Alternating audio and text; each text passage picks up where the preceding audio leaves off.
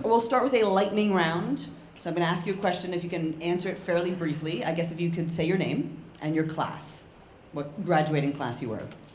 I'm Kristen Clark, and I'm class of 2014. I'm Brandon Nix, class of 2016. Daisy Rosario, class of 2012. Danny Lewis, class of 2014. You have a very supportive crowd here today. Amazing. Okay, so also in the lightning round, where are you currently working? I just left the longest, shortest time at Stitcher. So I was there for a year and a half, and I am now independent. Currently, right now, I'm a producer for a podcast project with Genius and Spotify. I'm at WAMU in Washington, D.C. I'm at WNYC. Assistant producer. And one of the things that I have discovered since teaching here is that I am now working with many of you, alum. And I work with Danny, we sit like maybe 8 feet from each other. I have probably worked with about 10 to 15 alum over the last couple years. And I know the day is going to come very soon when I am working for one of the alums. It's coming, it's nearly there, I can just sense it. Could you, in a couple words or less, describe how the audio radio industry is doing at this moment in time? And we'll start with you, Danny. We'll come back this way. Oh boy. I mean, it seems to, from what I can tell, it's thriving really well. We're doing our pledge drive right now and seem to be doing good as far as I can tell. But yeah, doing lots of interesting, exciting things, I'd say. I think it's pretty good. There's jobs. I know that my station is hiring a lot. So let's talk about that later if you are so inclined. Legit, like they said, please bring back names if you see people at Alumni Day that you think we should talk to. Yeah, no, there's jobs. There's been a huge explosion in podcasting in general, so the numbers are really big. I would argue that the creativity has plateaued a little bit, and I'd like to see that pick up a little bit more. But there's been a huge explosion just in the sheer number of actual podcasts that are out there. Yeah, I'll definitely agree with Daisy said. There has been a very huge influx of podcasts, and I would say like the last 3-4 years, or maybe a little further back than that. Thankfully, because I was able to get a job because of that.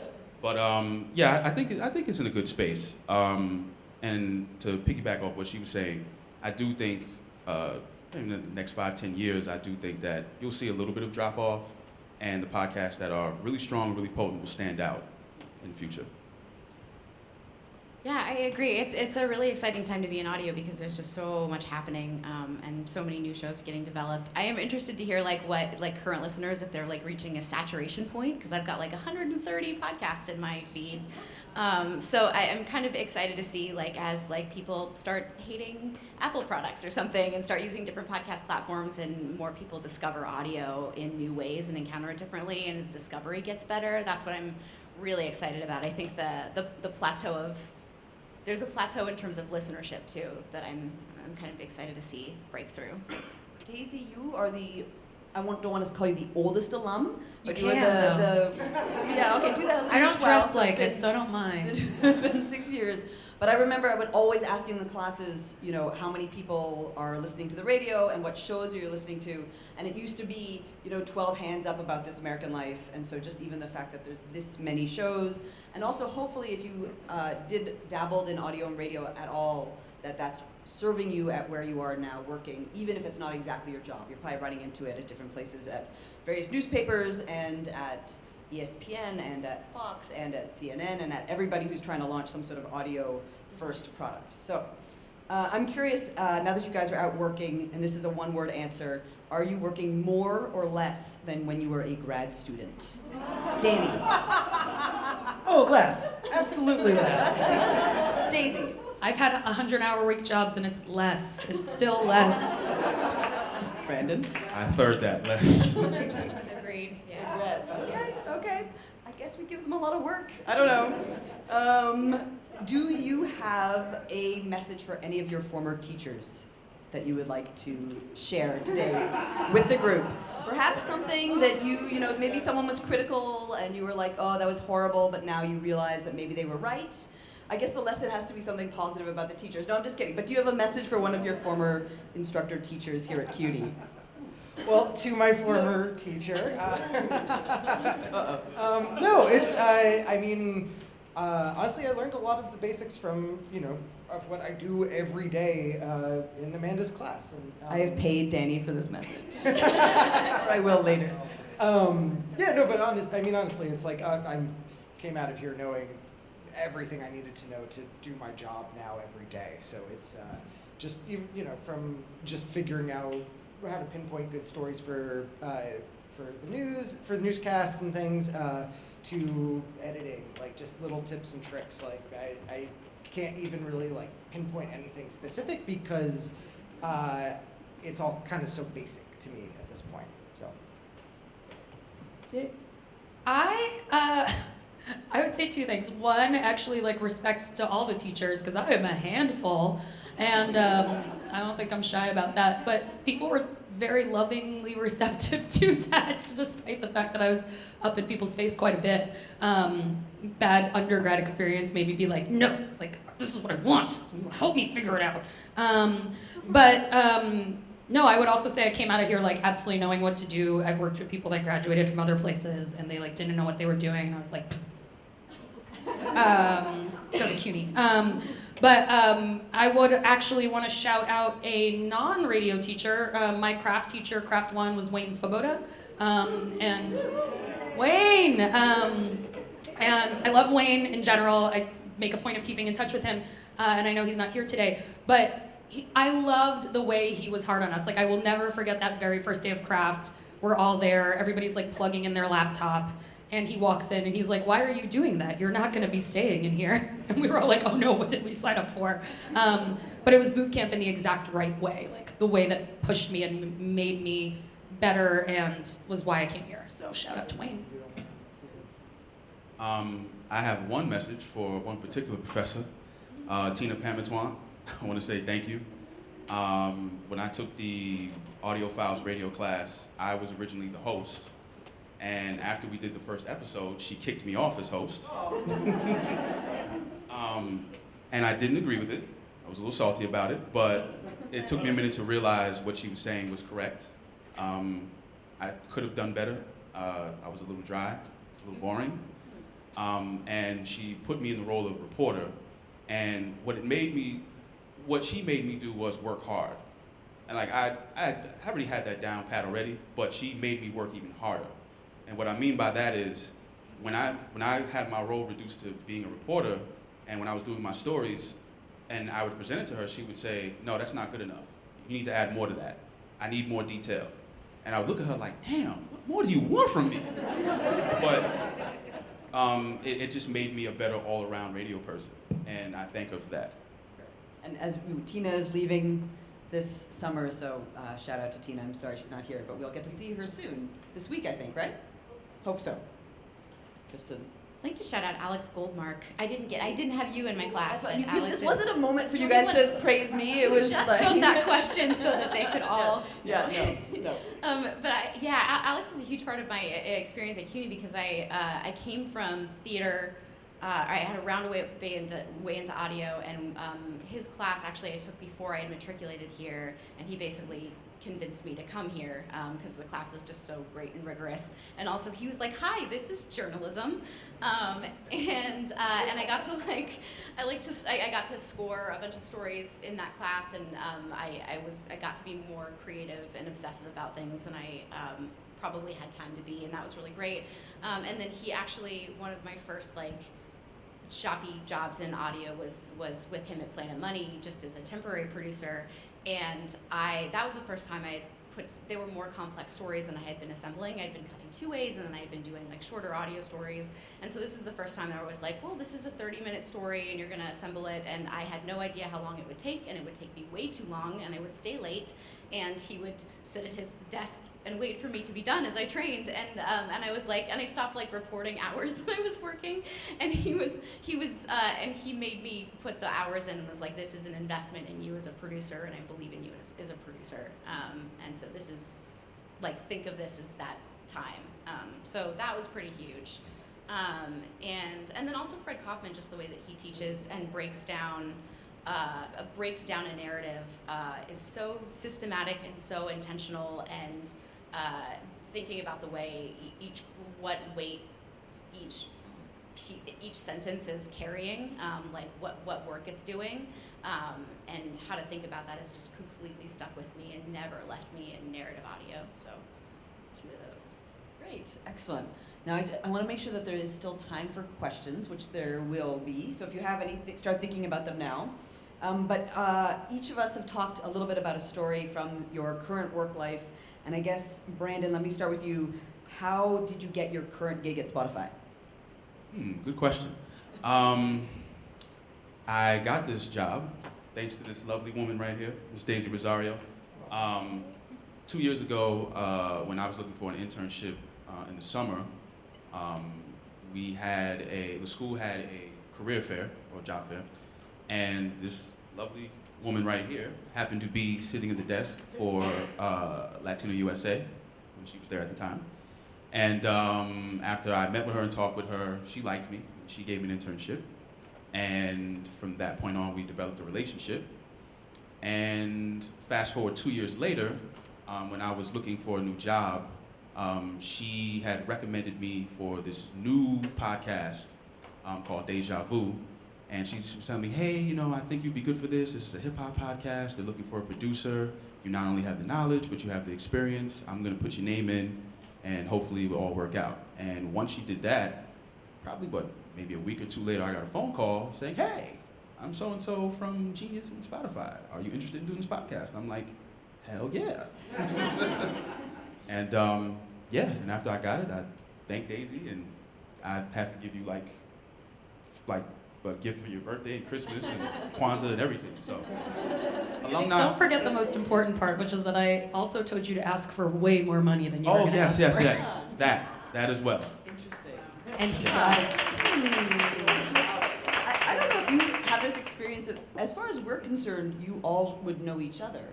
Like, I just assume you all know each other because we see you in these buildings, in these rooms, and like time compresses. When you get older too, it's like time is very blurry, and so I'm always surprised when you know each other, and just the fact that I didn't realize you weren't in the same graduating class, you didn't go to school, they didn't take classes together, they just used the alumni network, which hopefully you were also availing yourself of to get work. So, Kristen, now you got to report a story for Radiolab, which was a very big get. Just a year or 2 out of school.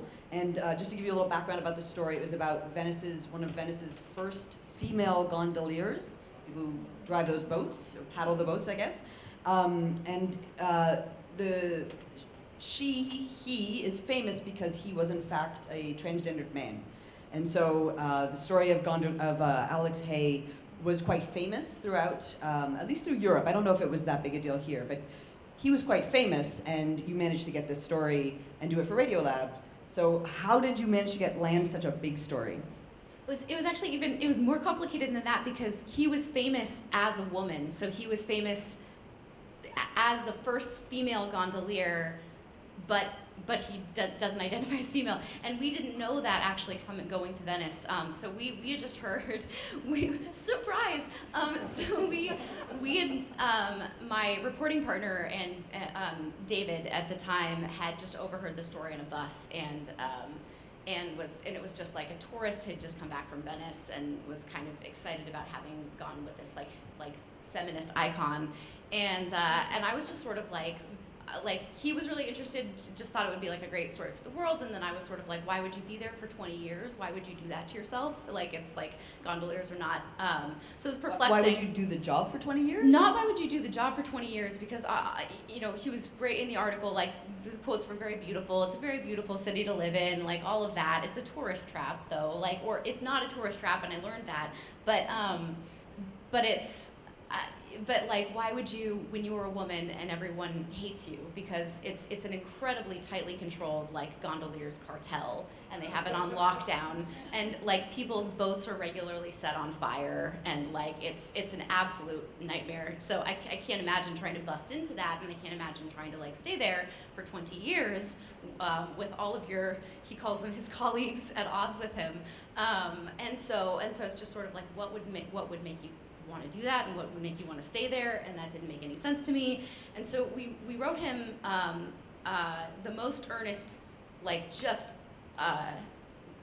really adorably earnest email, just like, like, we're big fans and we want to know who you are. And at the time I just graduated and I had done the entrepreneurial program here and was developing a pilot season of like immersive stories. So I was like, Venice, it's gonna sound pretty, this person's very passionate. And he came back to us with all these questions for us and like who we were in our soul as journalists. And we answered very, very, very earnestly, and then got there, and he, for a couple of days actually, we spent a lot of time with him, like in the gondola, listening to stories about Venice and asking very earnest questions, and basically just kind of bumbled into the story. And at some point he was like, "Oh, I will let you in on this information," and that kind of blew open the whole story for us. And then I wanted to do it on my own, and we started working on it on our own for this pilot series, and then at some point we were like, we just don't want to sit on this anymore, and so we pitched it to Radiolab instead. And they took it. Which is hard to do. Great, thank you. Daisy, you went very quickly from intern at Latino USA to senior producer and basically running the shop. Do you want to talk a little bit about that? That was a great and hard experience. Thank you. I had so much coffee earlier. Like, I'm sorry. I'm in that plate. You ever like your eyes are all just like water because you had too much coffee? Like that's where I'm at. Like you all look great, but you also look like you're in Barbara Walters Light. So yeah, right. Like everybody looks great.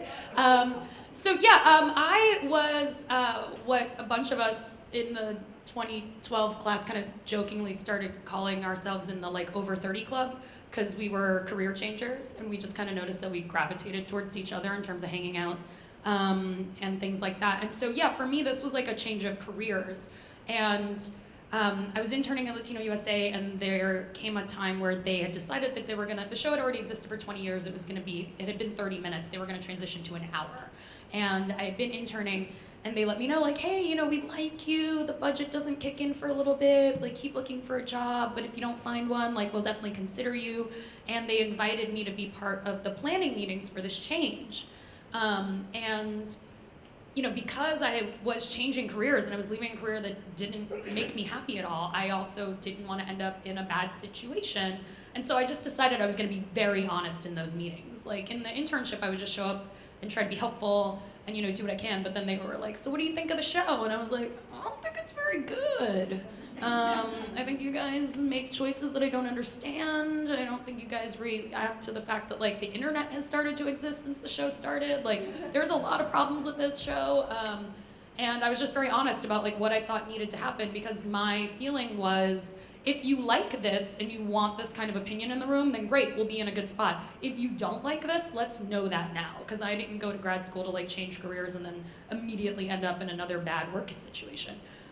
So I was very honest, and that worked out. But it also was a matter of knowing when you can do that and when is the right opportunity to do that. And I'm glad that I had enough career experience, even though it was other things that I was leaving behind, to feel like, you know what, this is the right move in this situation. I don't think it's what a lot of people would have advised. I think they would have said, play it cool, try to get in there, make some stuff. And I was just like, I don't know what you're doing.